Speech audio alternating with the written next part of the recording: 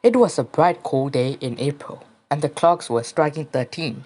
Winston Smith, his chin nuzzled into his breast in an effort to escape the vile wind, slipped quickly through the glass doors of Victory Mansions, though not quickly enough to prevent a swirl of gritty dust from entering along with him.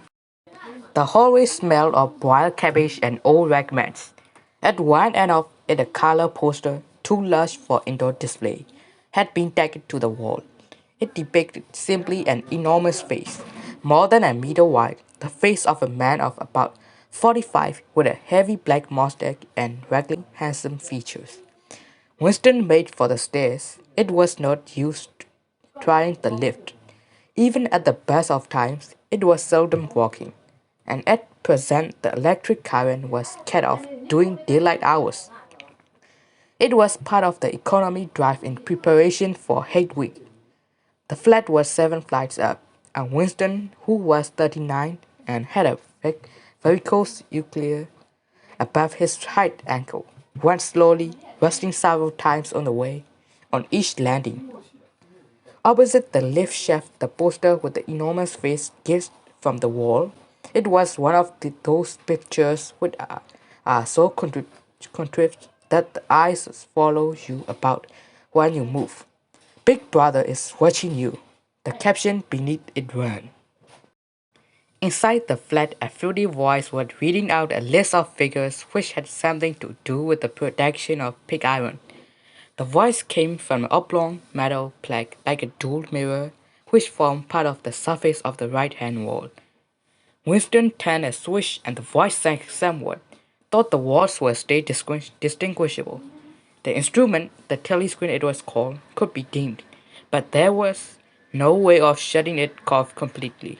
He moved over to the window, a smallish, pale figure, the meagerness of his body emphasized by the blue overalls which were the uniform of the party. His hair was very fair, his face naturally sanguine, his skin roughened by coarse soap and blunt razor blades and the cold of winter that had just ended. Outside, even through the shut window pane, the world looked cool. Down in the street, little eddies of wind were whirling dust and torn paper into spirals, and thought the sun was shining and the sky a harsh blue. There seemed to be no color in anything except the posters that were plastered everywhere. The black mustachioed face gazed down from every commanding corner. There was one of the house front immediately opposite. Big Brother is watching you, the caption said, while the dark eyes looked deep into Winston's own. Down the street level, another poster, torn at one corner, flapped fitfully in the wind, alternately covering and uncovering the single word, Ingsorg.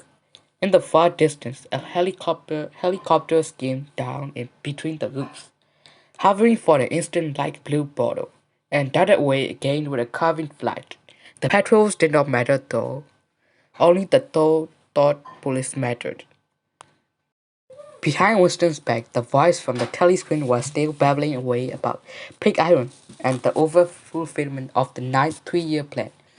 The telescreen received and transmitted simultaneously. Any sound that Winston made above the level of a very low whisper would be picked by it. Moreover, so long as he remained in the field of vision which the metal black commanded, he could be seen as well as heard. There was, of course, no way of knowing whether you were being watched at any given moment. How often or on what system the thought police plugged in on any individual wire was guesswork. It was even conceivable they could plug in your wire whenever they wanted to.